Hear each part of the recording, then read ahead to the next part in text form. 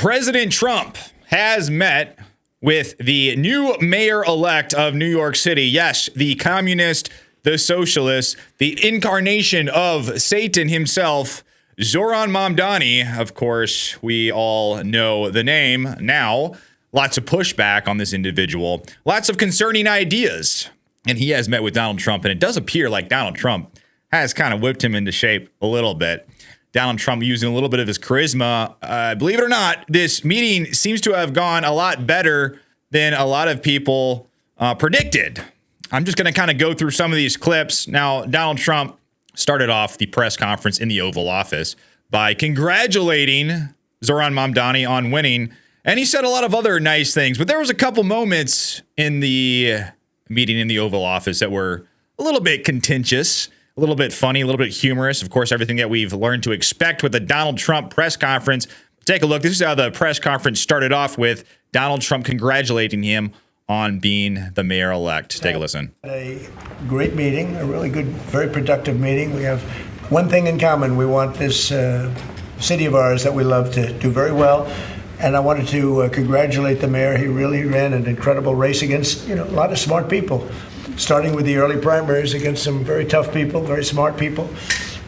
So Donald Trump starting off the press conference by adhering to the old adage, you get more bees with honey than vinegar, I guess. But there was a couple moments that were pretty interesting. Jack Posobiec asked Zohran Mamdani a question that I think was very pressing, very pertinent. And I just love how this was put by George over here at X. He said, Jack Posobiec just torched Zohran Mamdani to his face over his plan to tax white New Yorkers more. And Mamdani dodged the question like Neo from the Matrix. Yes, Zohran Mamdani isn't anything if not a politician. Yes, he, of course, when he made those comments about white people and how they should be taxed more, a lot of people were justifiably concerned. Like, what is this? Is this not the United States of America? We're going to start taxing people based off of their skin color? What's going on here? And he was asked about this, and he really kind of glazed over it and tried to moderate his position. Take a listen. One of the policies as well that Mayor-elect Mamdani talked a number of times about on the campaign was shifting the tax burden for property taxes from what he called minority communities to white-based communities and putting more taxes on white people. I also noticed that in your acceptance speech you didn't mention anything about America or Christians or white people in general. And so I didn't know if that was one of the policies that you guys had spoken about. We focused on affordability. We focused on the cost of living crisis. What I will say is that I am very much interested in property tax reform, because what we see right now in New York City is a system that is so inequitable that it can't even stand up in court. And the president and I spoke about the importance of not only building more housing, but also making sure that regulation of housing is something that is manageable to actually get through and not the cause of yet another weight that we see in our city. But to be clear, you're continuing this idea of race-based property taxes. No, to be very clear, that's what you said. No, the use of the term was a description of neighborhoods, not a description of intent. So you intend to tax the whiter neighborhoods more? No, we intend to create a fair property tax system because we want a New York City that is not only fair and equitable, but also one that every New Yorker can afford. So the new mayor-elect of New York is now backpedaling, huh? He is kind of extrapolating. Like, oh, well, yeah, I know I said that, but here's what I really meant. I was just trying to describe neighborhoods in general. I wasn't going to say I was going to make tax policy based off of the color of someone's skin, which, if you listen to his past comments, that's kind of what it sounded like he was going to do. Excuse me.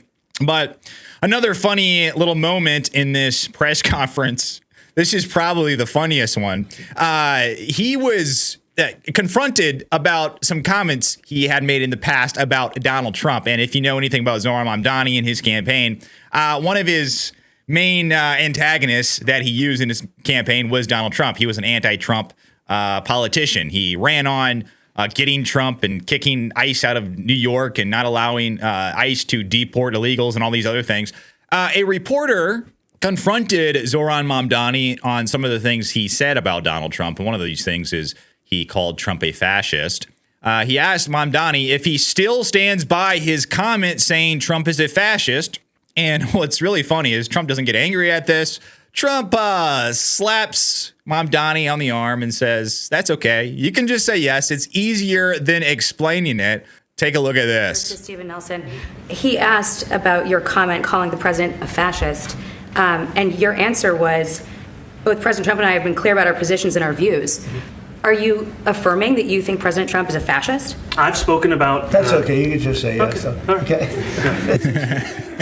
It's easier than explaining it. I don't mind. And Mr. President, I wanted to ask you, to Stephen. So it's good to see that Donald Trump can get along with someone with such reprehensible politics and views. Looks like he is really boxing him in and,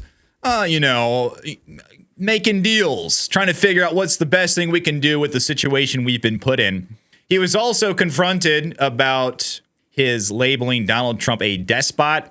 And Donald Trump took this one in stride as well. Take a listen to this. Came back again and again to what it could look like to lift those New Yorkers out of struggle and start to deliver them a city that they could do more than just struggle to afford it, but actually start to live in it. And I've been called much worse than a despot, so it's not that insulting. Maybe I think he'll change his mind after we get to working together. Yes, please.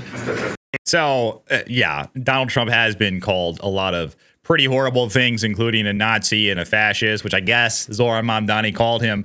But Donald Trump, he's got very thick skin. I mean, he's run for president 3 times, and this is his second term, and he didn't get here without taking a lot of slings and arrows.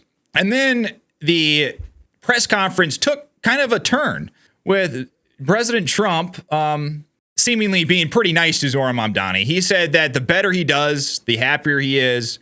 We're going to help him to make everyone's dream come true, to have a strong and safe New York. This is what Donald Trump said. Take a listen. But I just want to congratulate. I think you're going to have hopefully a really great mayor. The better he does, the happier I am, I will say. There's no difference in party. There's no difference in anything. And we're going to be helping him to make everybody's dream come true, having a strong and very safe New York. And congratulations, Mr. Mayor. Thank you, Mr. President. Thank you. So very, very interesting. And I think that is the right attitude to have. You've got to work to make things better for the city of New York. I mean, that's just plain and simple. Why root for your enemy's downfall when that downfall would cost a lot for a lot of individuals, normal people who are living in the largest city in the United States? Donald Trump also said that he met with Zohran Mamdani. They talked about a lot of stuff in private. And he said, Mamdani has some views that are out there, but who knows? We're going to see what works. Take a listen to this. I mean, he's got views that are a little out there, but who knows? I mean, we're going to see what works, or he's going to change also. We all change. I changed a lot.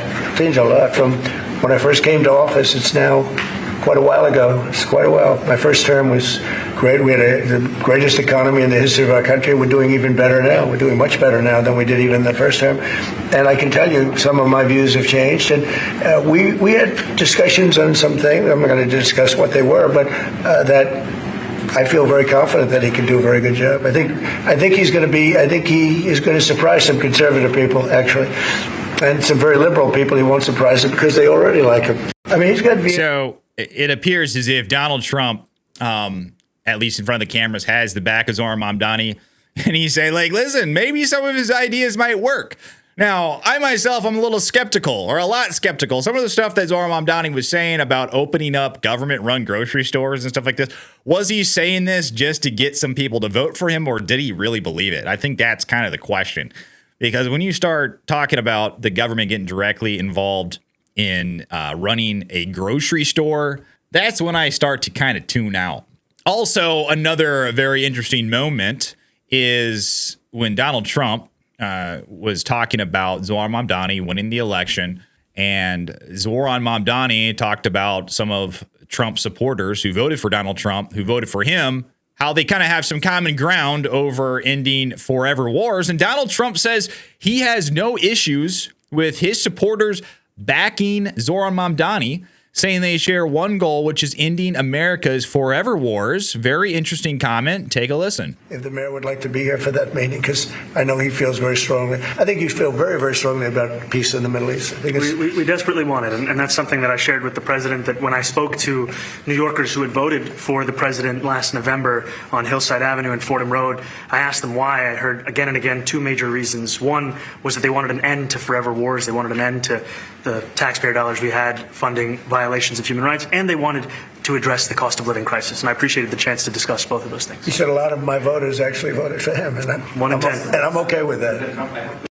So Zohran Mamdani says 1 in 10 voters that voted for him voted for Donald Trump. That seems like quite a bit. But Zohran Mamdani, yes, he walks into the White House, walks into the Oval Office. He has a meeting with Donald Trump, and it appears it went well. It appears like Donald Trump is going to be forcing Zohran Mamdani to bend to his will on a lot of things. And this is good.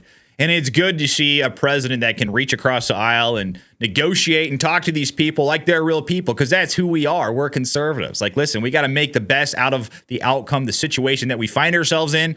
And that's what I love about Donald Trump. He's able to do this. You know, when someone is amicable and comes to him and is humble, Donald Trump is willing to work with him. And I think that is an admirable trait. But what do you guys think? What do you guys think about this meeting between Donald Trump and Zohran Mamdani? Are you happy with it? Are you unhappy with it? What do you think about Zohran Mamdani? Do you think he's going to do a good job in New York? I kind of sense some fireworks in the future, but we'll see. Maybe we'll all be surprised. But let me know what you think down below in the comments. Like and subscribe to my channel. I'd really appreciate it. But until then, I'll see you on the next one.